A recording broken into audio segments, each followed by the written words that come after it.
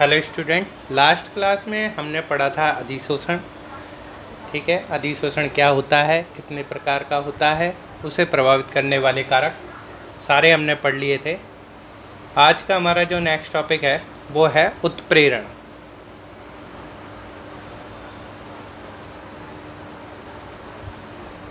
ठीक है, तो उत्प्रेरण को जानने से पहले हमको ये समझना पड़ेगा कि उत्प्रेरक क्या होते हैं। ठीक है, तो उत्प्रेरक क्या होते हैं? तो बेरासायनिक पदार्थ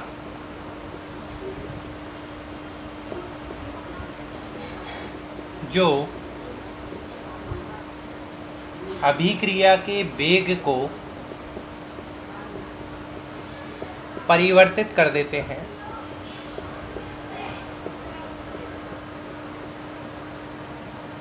परंतु स्वयं अपरिवर्तित रहते हैं,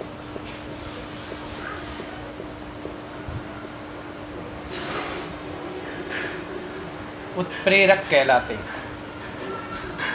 तो बेरासायनिक पदार्थ जो अभिक्रिया के वेग को परिवर्तित कर देते हैं परंतु स्वयं अपरिवर्तित रहते हैं, उत्प्रेरक कहलाते हैं। वेग को परिवर्तन के मतलब है यहाँ पे वेग को बढ़ा देते हैं या वेग को घटा देते हैं।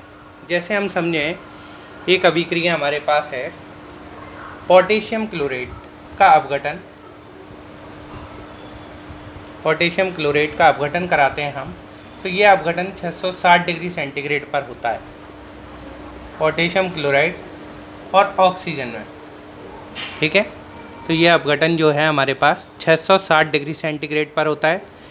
यदि इस अभिक्रिया में थोड़ी सी मात्रा में MnO2 मिला दिया जाता है, मैग्नीज डाइऑक्साइड मिला दिया जाता है, तो हम देखते हैं ये अभिक्रिया जो है 338 डिग्री सेंटीग्रेड पर संपन्न हो जाती है। ठीक है, तो यहाँ पर जो MnO2 है वो MnO2 किसका काम कर रहा है? उत्प्रेरक का। और ये अभिक्रिया के वेग को क्या कर रहा है? बढ़ा रहा है, रेट को इंक्रीज कर रहा है। तो आप समझ गए होंगे, बेरासायनिक पदार्थ जो अभिक्रिया के वेग को परिवर्तित कर देते हैं परंतु स्वयं अपरिवर्तित रहते हैं, उत्प्रेरक कहलाते हैं। और उत्प्रेरक की यह क्रिया उत्प्रेरण कहलाती है।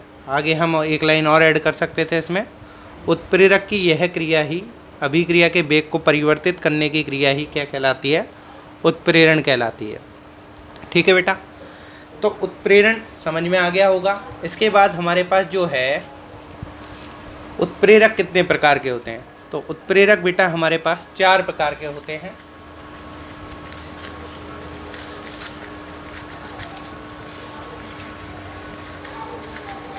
अभिक्रिया के वेग परिवर्तन के आधार पर उत्प्रेरक 4 प्रकार के होते हैं।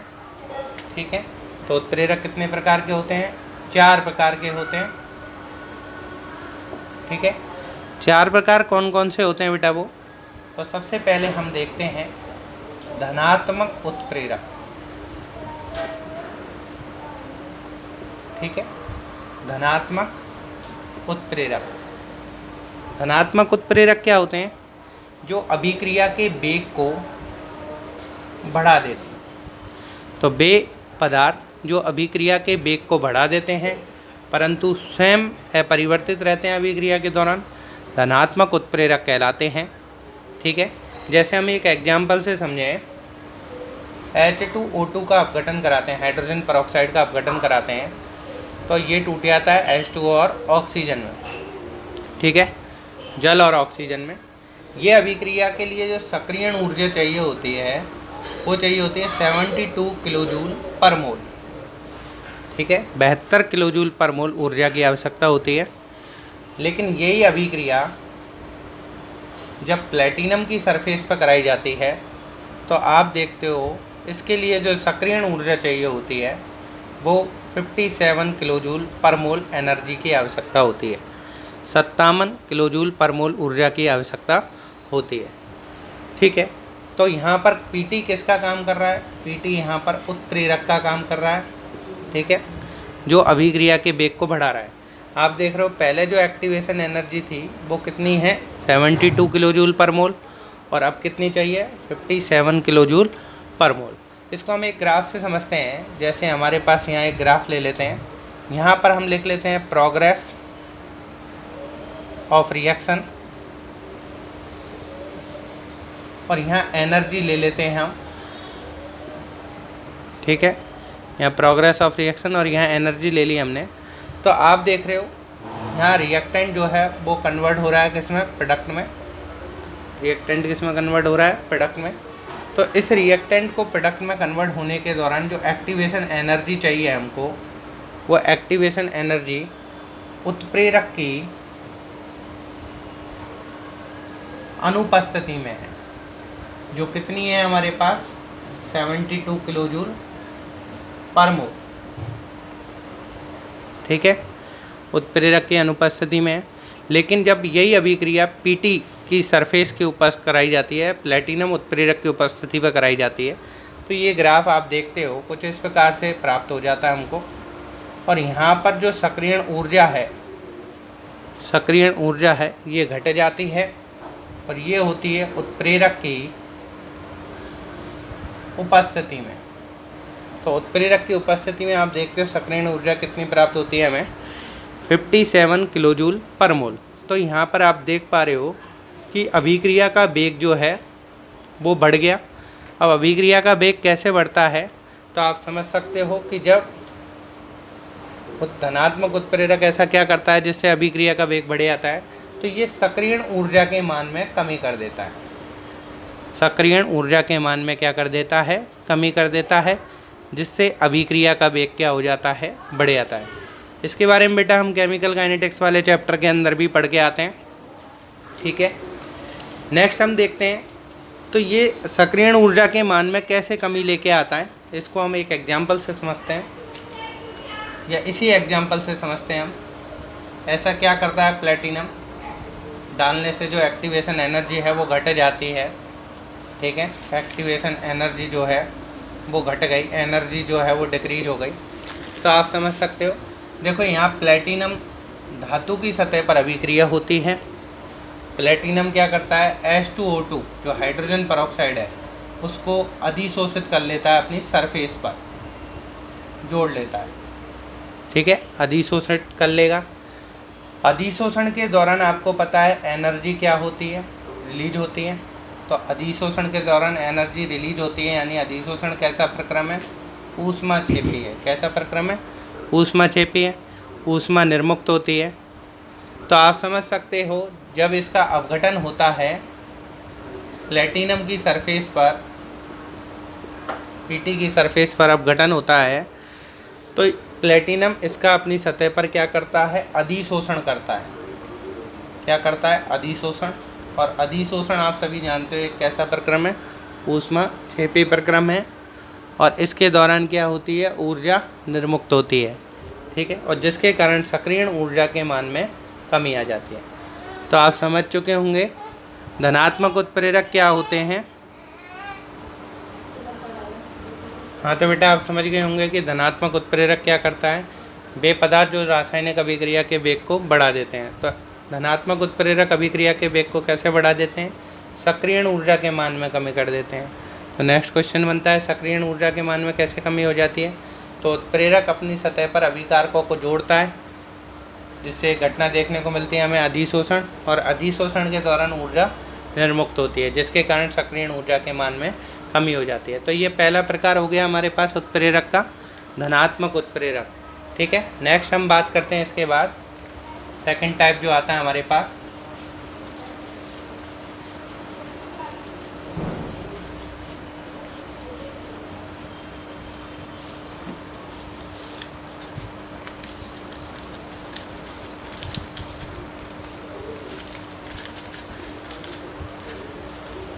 दूसरा प्रकार जो आता है हमारे पास वो आता है ऋणात्मक उत्प्रेरक।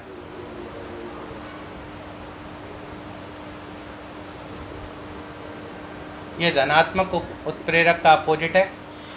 तो वे पदार्थ जो रासायनिक अभिक्रिया के वेग को घटा देते हैं। अब वेग को कैसे घटा देंगे, ये सक्रियण ऊर्जा के मान में क्या कर देते हैं, वृद्धि कर देते हैं। ठीक है, वो सक्रियण ऊर्जा का मान घटा रहे थे, ये सक्रियण ऊर्जा के मान में क्या कर देते हैं, वृद्धि कर देते हैं। ठीक है, जैसे अभिक्रिया पढ़ रहे थे हम कि हाइड्रोजन परऑक्साइड का जब अपघटन कराते हैं तो जल और ऑक्सीजन बनती है।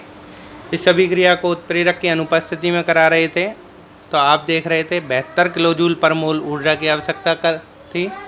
प्लेटिनम की सरफेस पर इस अभिक्रिया को करा रहे थे तो 57 किलोजूल पर मोल ऊर्जा की आवश्यकता थी। लेकिन जब इस अभिक्रिया में ग्लिसरॉल डाल देते हैं तो ये अभिक्रिया जो है हमारे पास स्लो हो जाती है। यानी ग्लिसरॉल यहाँ पर किसका काम करता है, ऋणात्मक उत्प्रेरक का। ग्लिसरॉल किसका काम करता है, हमारे पास ऋणात्मक उत्प्रेरक का काम करता है। तो ग्लिसरॉल क्या करता है, इस अभिक्रिया की सक्रियण ऊर्जा का मान 72 किलोजूल पर मोल से क्या कर देता है, अधिक कर देता है। ठीक है, ये ग्लिसरॉल की उपस्थिति में देखी जाएगी। ठीक है, और प्लेटिनम की उपस्थिति में आप देखते हो इसकी जो सक्रियण ऊर्जा है वो 72 किलोजूल से भी घटकर कम हो जाती है, 57 किलोजूल पर मोल हो जाएगी। ठीक है, ये ऋणात्मक उत्प्रेरक की उपस्थिति में होगी और ये वाली जो क्रिया हमें देखने को मिलेगी वो धनात्मक उत्प्रेरक की उपस्थिति में देखने को मिलेगी। यानी जब हम यहाँ पर किसका उपयोग करेंगे, प्लेटिनम का। ठीक है, प्लेटिनम का उपयोग करेंगे तब ये होगा, और ग्लिसरॉल का उपयोग करते हैं तो ये अभिक्रिया इस प्रकार से होगी। तो आप समझ चुके होंगे। तो वे पदार्थ जो अभिक्रिया के वेग को बढ़ा देते हैं धनात्मक उत्प्रेरक कहलाते हैं, ये सक्रियण ऊर्जा के मान में कमी कर देते हैं। दूसरे वे पदार्थ जो अभिक्रिया के वेग को बढ़ा देते हैं, घटा देते हैं, ऋणात्मक उत्प्रेरक कहलाते हैं। ये सक्रियण ऊर्जा के मान में क्या कर देते हैं, वृद्धि कर देते हैं। ठीक है, तो 2 प्रकार हमारे पास हो चुके हैं। तीसरा प्रकार जो आता है हमारे पास,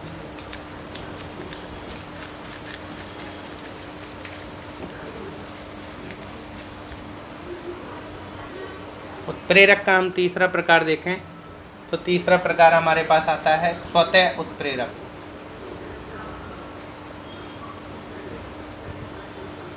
ठीक है, स्वतः उत्प्रेरक क्या होते हैं, तो जब किसी रासायनिक अभिक्रिया में बना उत्पाद ही उत्प्रेरक के रूप में काम करता है, ठीक है, तो वह क्या कहलाएगा, स्वतः उत्प्रेरक कहलाता है। अर्थात वह अभिक्रिया के वेग को परिवर्तित कर देता है।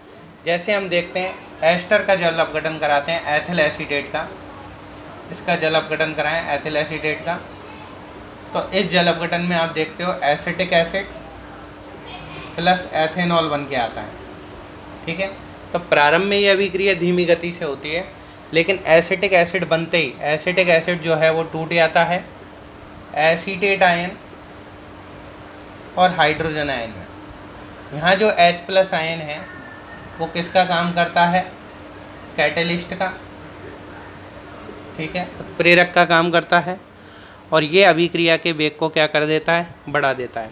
तो यहाँ पर बोल सकते हैं एसिटिक एसिड जो है वो किसका काम करता है, स्वतः उत्प्रेरक का काम करता है। एसिटिक एसिड जो है वो किसका काम करेगा, स्वतः उत्प्रेरक का काम करता है, स्वतः उत्प्रेरक का काम करता है। जब किसी रासायनिक अभिक्रिया में बना उत्पाद ही उत्प्रेरक के रूप में कार्य करता है तो उस उत्प्रेरक को हम क्या कहते हैं, स्वतः उत्प्रेरक कहते हैं। ठीक है बेटा, तो ये तीसरा प्रकार हो गया उत्प्रेरक का। नेक्स्ट हमारे पास आता है प्रेरित उत्प्रेरक। चौथा प्रकार जो आता है उत्प्रेरक का वो हमारे पास आता है प्रेरित उत्प्रेरक। ठीक है, प्रेरित उत्प्रेरक क्या होते हैं इसको समझें हम। जैसे आपके पास एक अभिक्रिया है सोडियम आर्सेनाइड की, इसका ऑक्सीकरण कराते हैं तो हम देखते हैं ये अभिक्रिया नहीं होती है। ठीक है, लेकिन जब हम सोडियम सल्फाइड का ऑक्सीकरण कराते हैं तो आप देखते हो ये अभिक्रिया संपन्न हो जाती है। ठीक है, यहाँ पर 2 लगा देते हैं इसको बैलेंस करने के लिए, यहाँ भी 2 लग जाएगा। तो सोडियम सल्फाइड का सोडियम सल्फेट में ऑक्सीकरण हो जाता है। परंतु सोडियम आर्सेनाइड का ऑक्सीकरण नहीं होता। जब हम अलग अलग करा रहे हैं, अलग अलग टेस्ट ट्यूब में सोडियम आर्सेनाइड का ऑक्सीकरण कराते हैं तो यहाँ कोई अभिक्रिया नहीं होती, और जब सोडियम सल्फाइड का ऑक्सीकरण कराते हैं तो इसका ऑक्सीकरण हो जाता है और सोडियम सल्फेट बन जाता है।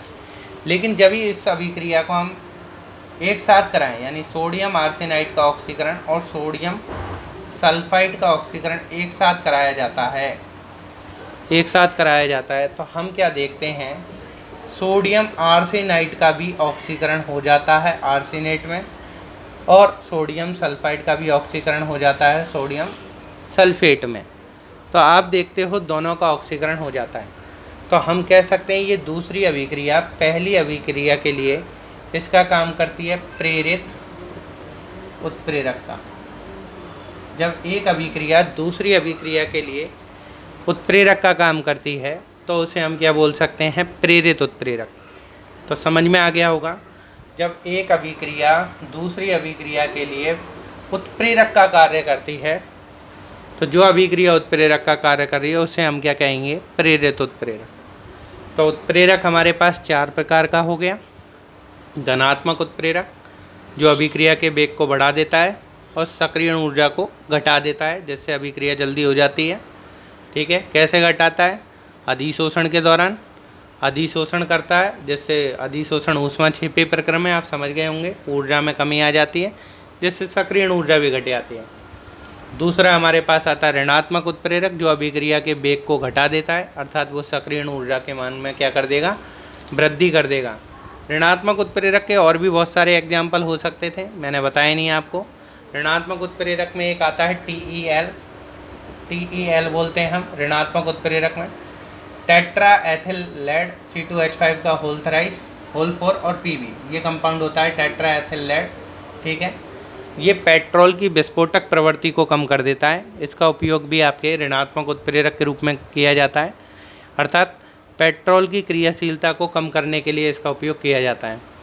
और भी बहुत सारी अभिक्रिया है, जैसे इसी अभिक्रिया में यदि हम एथेनॉल डाल दें C2H5OH, इसी अभिक्रिया में अगर एथेनॉल डाल दिया जाए इंडिविजुअल अभिक्रिया में, अकेली अभिक्रिया में सोडियम सल्फाइड का जब ऑक्सीकरण कराते हैं और इसमें एथेनॉल डाल दिया जाए तो बेटा ये ऋणात्मक उत्प्रेरक का काम करता है। यहाँ पर एथेनॉल, इम्पोर्टेंट बात, ऋणात्मक उत्प्रेरक का काम करता है, अर्थात ये सोडियम सल्फाइड के ऑक्सीकरण को क्या कर देता है, घटा देता है, क्योंकि ये खुद इससे क्रिया कर लेता है और एथेनॉल बदल जाता है एसिटाल्डिहाइड में या कार्बोक्सिलिक एसिड में, अगर अधिक मात्रा में ऑक्सीकरण हो जाता है तो ऋणात्मक उत्प्रेरक के और भी एग्जाम्पल है, मैंने बता दिए। 2 एग्जाम्पल और ऐड कर सकते हो आप अपने नोट्सों में, लिखो तो। और तीसरा प्रकार आता है स्वतः उत्प्रेरक, जब किसी अभिक्रिया में बना उत्पाद ही उत्प्रेरक के रूप में काम करता है तो उसे हम क्या बोलते हैं, स्वतः उत्प्रेरक। जैसे एसिटिक एसिड बनता है एस्टर के जल अपघटन में, आप एथिल एसीटेट का जल अपघटन कराते हो तो। नेक्स्ट हमारे पास आता है प्रेरित उत्प्रेरक, जब कोई अभिक्रिया दूसरी अभिक्रिया के लिए उत्प्रेरक का काम करती है तो उसे हम क्या बोलते हैं, प्रेरित उत्प्रेरक। तो बेटा ये 4 प्रकार हो गए हमारे पास उत्प्रेरक के। नेक्स्ट हमारे पास आता है उत्प्रेरण के प्रकार।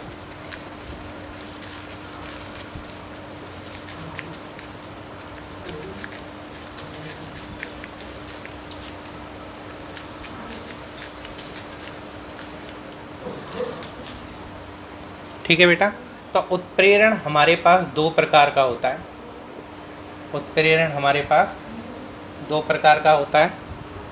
एक हमारे पास होता है समांगी उत्प्रेरण और दूसरा होता है हमारे पास विषमांगी उत्प्रेरण। ठीक है, ये उत्प्रेरण के 2 प्रकार किस आधार पर बांटे गए हैं तो इसको हम समझें। ये अभिकारक और उत्प्रेरक, अभिकारक और उत्प्रेरक की भौतिक अवस्था के आधार पर, उत्प्रेरक की भौतिक अवस्था के आधार पर, ठीक है, अभिकारक और उत्प्रेरक की भौतिक अवस्था के आधार पर उत्प्रेरण को 2 प्रकार में बांटा गया है आपके पास। एक तो आपके पास समांगी उत्प्रेरण और दूसरा है हमारे पास विषमांगी उत्प्रेरण। ठीक है, तो आप क्या देखते हो, जब उत्प्रेरक और अभिकारक यानी रिएक्टेंट और जो कैटेलिस्ट है हमारे पास, दोनों की भौतिक अवस्था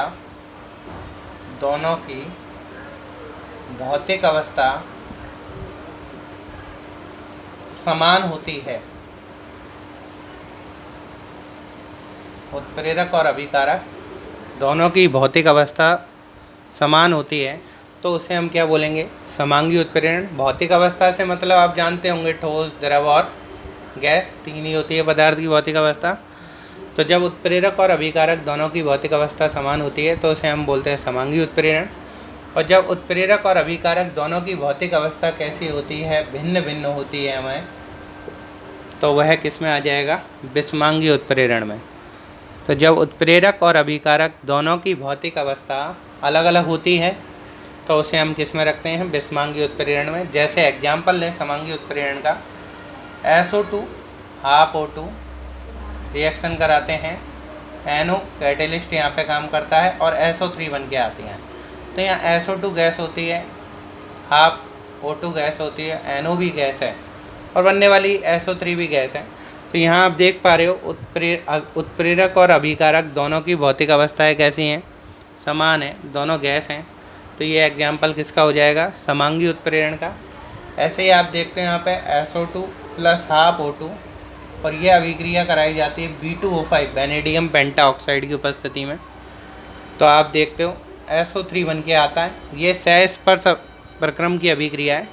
सहस्पर्श प्रक्रम क्या होता है? सल्फ्यूरिक एसिड बनाने के प्रक्रम को हम क्या बोलते हैं?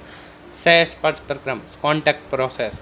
तो यहाँ पर आप देख रहे हो B2O5 जो होता है वो सॉलिड होता है, ये दोनों क्या होती हैं? गैस होती हैं। तो आप देख पा रहे हो अभिकारक और उत्प्रेरक दोनों की भौतिक अवस्थाएं अलग अलग हैं, तो इसे हम किस में रखते हैं? विषमांगी उत्प्रेरण में।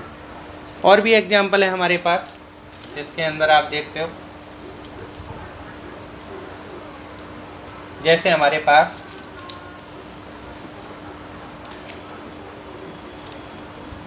अभी आपने पढ़ा था एथिल एसीटेट का जल अपघटन कराया था हमने, ठीक है। और यहाँ पर कैटेलिस्ट लेते हैं हम HCl, ये लिक्विड होता है, H2O भी लिक्विड होता है और एथिल एसीटेट भी लिक्विड होता है।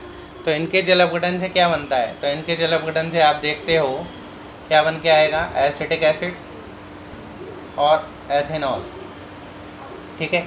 तो अभिकारक और उत्प्रेरक दोनों की भौतिक अवस्था समान है, तो इसे हम किस में रखते हैं? समांगी उत्प्रेरण में। आप देखते हो N2 की क्रिया किससे कराई जाती है? H2 से, नाइट्रोजन की हाइड्रोजन से क्रिया कराई जाती है तो अमोनिया बन के आती है, ठीक है। इसमें Fe और MO कैटेलिस्ट के रूप में लिए जाते हैं। Fe एक्चुअल में उत्प्रेरक होता है आपके पास, Fe क्या होता है? उत्प्रेरक। और MO क्या होता है? उत्प्रेरक वर्धक।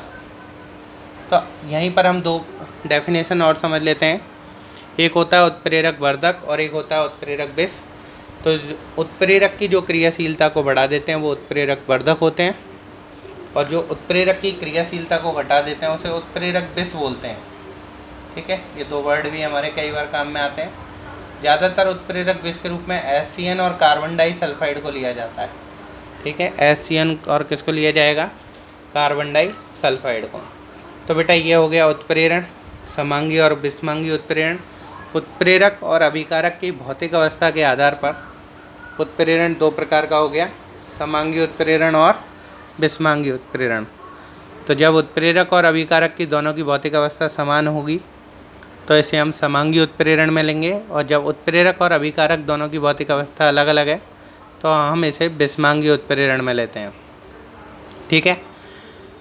दो वर्ड और आ गए, उत्प्रेरक वर्धक और उत्प्रेरक विष। जो उत्प्रेरक की क्रियाशीलता को बढ़ा देते हैं उन्हें उत्प्रेरक वर्धक कहते हैं, और जो उत्प्रेरक की क्रियाशीलता को घटा देते हैं उन्हें उत्प्रेरक विष कहते हैं, ठीक है। तो हॉबर प्रक्रम, अमोनिया बनाने के प्रक्रम को हम बोलते हैं हॉबर प्रक्रम। यह हॉबर प्रक्रम है और यह सहस्पर्श प्रक्रम में काम में आने वाली अभिक्रिया है, ठीक है बेटा।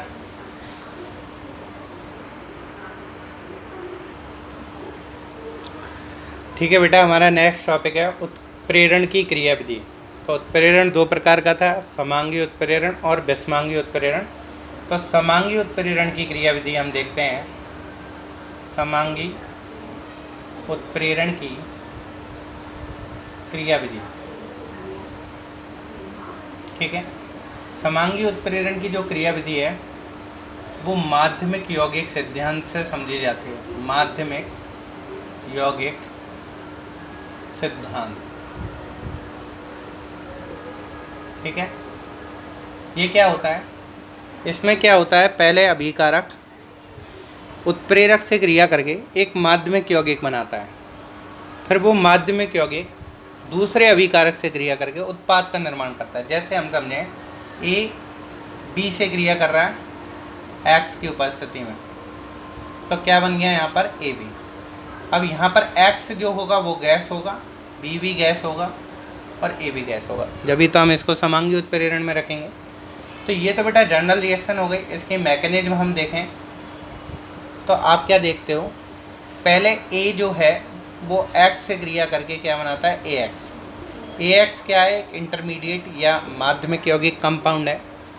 फिर ए एक्स जो है वो बी से क्रिया करके क्या बनाता है, ए बी और एक्स। तो आपने देखा पहले अभिकारक उत्प्रेरक से क्रिया कर रहा है और एक माध्यमिक यौगिक बना रहा है, फिर माध्यमिक यौगिक दूसरे अभिकारक से क्रिया करके उत्पाद का निर्माण कर रहा है। अगर हम इसको जोड़ दें तो आप क्या देखते हो, ए एक्स से ए एक्स कट जाएगा, एक्स से एक्स कट जाएगा, तो हमारे पास क्या आएगा, ए प्लस बी और क्या बन गया, ए बी। तो एक्स यहाँ पे किसका काम कर रहा है, कैटेलिस्ट का। समझ में आ गया होगा आपको। इसी तरीके का हम एक और एग्जांपल लेते हैं।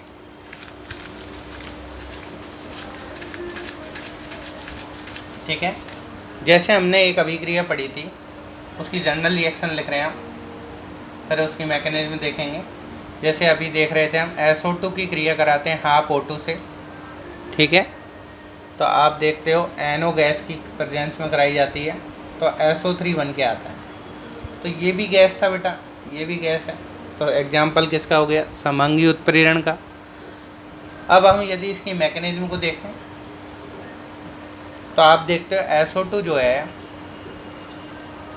सॉरी NO जो है पहले हाफ O2 से क्रिया करती है और क्या बनाती है, NO2। NO2 यहाँ पर किसका काम करती है, माध्यमिक यौगिक का, इंटरमीडिएट कंपाउंड का। ये NO2 नेक्स्ट स्टेप में SO2 से क्रिया करती है और कन्वर्ट हो जाती है SO3 SO2 और NO दोबारा हमें प्राप्त हो जाती है। अगर इस अभिक्रिया को हम देखें तो NO2 से NO2 कट गया, आप देखते हो NO से NO कट गया, तो हमारे पास क्या बचा, SO2 plus half O2, arrow का साइन हमारे पास क्या आ जाएगा, SO3। ठीक है, तो ये हमारे पास अभिक्रिया हो गई। ये भी किसका पालन कर रही है, माध्यमिक यौगिक सिद्धांत का। तो समांगी उत्प्रेरण की जो भी क्रियाविधि होती है वो माध्यमिक यौगिक सिद्धांत से समझी जाती है। एक एग्जाम्पल और देख लेते हैं हम माध्यमिक यौगिक सिद्धांत का। ठीक है, जैसे आप देखते हो एथेनॉल है,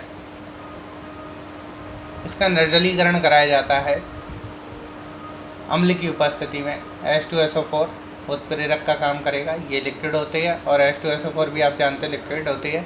ये एक अभिक्रिया टेम्परेचर बेस है, इसको 413 केल्विन पर कराया जाता है।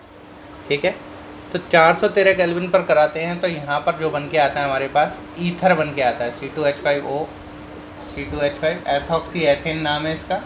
लिखना चाहो तो आप IUPAC नाम लिख सकते हो, एथॉक्सी एथेन। और सामान्य नाम है die ethyl ether, die ethyl ether सामान्य नाम लिख दिया मैंने। ठीक है, और IUPAC नाम है एथॉक्सी एथेन। तो इस अभिक्रिया में क्या होता है, ये जनरल रिएक्शन हो गई। इसकी मैकेनिज्म हम लिखते हैं बेटा। तो मैकेनिज्म में हम क्या देखते हैं, पहले एथेनॉल, एक एथेनॉल का जो अणु है वो H2SO4 के साथ क्रिया करता है। मैं इसके H को इधर लिख देता हूँ और साइड में लिखता हूँ आपके पास SO3OH, ये H2SO4 ये बेटा। तो यहाँ से OH और यहाँ से H क्या निकल जाएगा, H2, और कंपाउंड बन के आएगा C2H5HSO4 प्लस H2।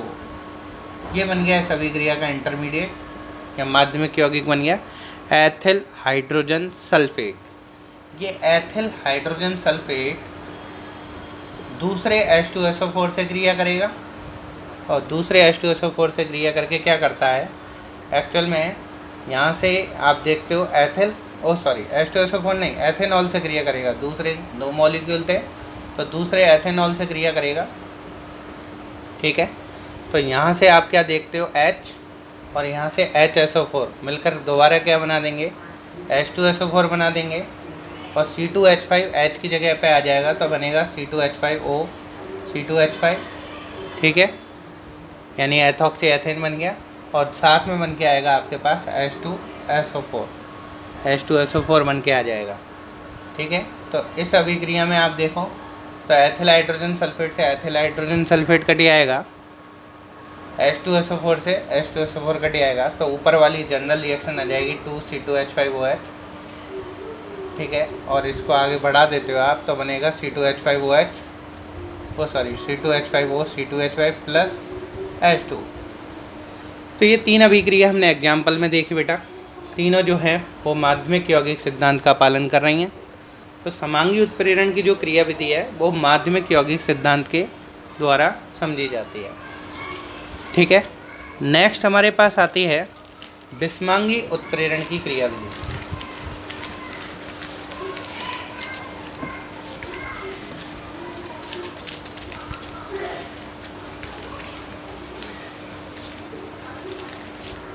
ठीक है, तो नेक्स्ट हमारे पास आती है विषमांगी उत्प्रेरण की क्रिया विधि। ठीक है, तो विषमांगी उत्प्रेरण की जो क्रिया विधि है वो अधिशोषण सिद्धांत द्वारा समझी जाती है। ठीक है, किस सिद्धांत द्वारा समझी जाएगी, अधिशोषण सिद्धांत। समांगी उत्प्रेरण की क्रिया विधि को हम माध्यमिक यौगिक सिद्धांत से समझ रहे थे और विषमांगी उत्प्रेरण की क्रिया विधि को हम अधिशोषण सिद्धांत से समझते हैं। जैसे आपके पास वही अभिक्रिया ले हम A + B, A गैस है B भी गैस है और यहाँ पर X सॉलिड ले रहे हैं। आपके पास X जो उत्प्रेरक है वो कैसा ले रहे हैं हम, सॉलिड, जिससे विषमांगी उत्प्रेरण का उदाहरण बन जाए और यहाँ पर बन गया हमारे पास AB। ठीक है, तो ये उत्पाद बन गया। अब आप देखते हो अभिक्रिया कैसे होगी। तो पहले आप देखते हो X की हम स्ट्रक्चर बना लेते हैं। X की स्ट्रक्चर कुछ इस प्रकार से बना लेते हैं हम, ये X है हमारे पास। ठीक है, ये X कैटेलिस्ट है हमारे पास, उत्प्रेरक है X। ठीक है, X उत्प्रेरक की हमने संरचना बना ली। तो सबसे पहले आप देखें ये जो क्रिया विधि है वो हमारे पास 5 पदों में होती है। सबसे इम्पोर्टेंट बात, कितने पदों में होती है, 5 पदों में होती है। विषमांगी उत्प्रेरण की जो क्रिया विधि है वो अधिशोषण सिद्धांत पर आधारित है और 5 पदों में संपन्न होती है। पहले पद में क्या होता है, जो अभिकारक है A और B, जो गैस अवस्था में होते हैं, गैस अवस्था में होते हैं, इनका क्या किया जाता है, उत्प्रेरक की सतह पर विसरण किया जाता है। ठीक है, पहले स्टेप में क्या किया जाता है, उत्प्रेरक की सतह पर अभिकारकों का विसरण होता है। ठीक है, दूसरे स्टेप में क्या होता है, ये जो उत्प्रेरक हमने लिया है इस पर अभिकारक आकर क्या हो जाते हैं, जुड़ जाते हैं। तो सेकंड स्टेप में लिखते हैं हम, उत्प्रेरक की सतह पर अभिकारकों का क्या हो जाता है, अधिशोषण हो जाता है। सेकंड स्टेप में क्या होता है, उत्प्रेरक की सतह पर अभिकारकों का अधिशोषण हो जाएगा। पहले स्टेप में क्या किया, उत्प्रेरक की सतह पर अभिकारकों का क्या करा दिया हमने, विसरण, यानी फैला दिए, छोड़ दिए, क्योंकि अभिकारक गैस है, उत्प्रेरक कैसा है हमारे पास, ठोस है, तो उत्प्रेरक को ठोस है उस पर आपके गैसों को छोड़ दिया गया। तो उत्प्रेरक ने अभिकारक को अपनी सतह पर क्या कर लिया, अधिशोषित कर लिया, अधिशोषण का सिद्धांत लागू हो गया। थर्ड स्टेप में क्या होता है, उत्प्रेरक की सतह पर अभिकारकों के मध्य क्या हो जाती है, रासायनिक अभिक्रिया हो जाएगी। रासायनिक अभिक्रिया कैसे होगी, बंध का निर्माण हो जाएगा। तो थर्ड स्टेप में हम लिखते हैं रिएक्शन हो जाती है, उत्प्रेरक की सतह पर अभिकारकों के मध्य क्या हो जाएगी, रासायनिक अभिक्रिया का होना। फोर्थ स्टेप की ओर हम बढ़ते हैं। तो फोर्थ स्टेप में क्या होता है, उत्प्रेरक की सतह से, अब यहाँ पर रासायनिक अभिक्रिया हो चुकी है बेटा, इम्पोर्टेंट बात आपको ये जान लेनी है। तो रासायनिक अभिक्रिया हो गई है, तो रासायनिक अभिक्रिया हो चुकी है, तो अब ये अभिकारक नहीं रहे, ये किस में बदल गए हैं? उत्पाद में। किस में बदल चुके हैं आपके पास? उत्पाद में बदल चुके हैं। तो अब यहाँ पर चौथा स्टेप जो लागू होता है, उत्प्रेरक की सतह से अभिकारकों उत्पादों का विशोषण होता है। किसका विशोषण होगा? उत्पादों का। ध्यान रहे, किसका विशोषण होगा आपके पास? उत्पादों का विशोषण होगा।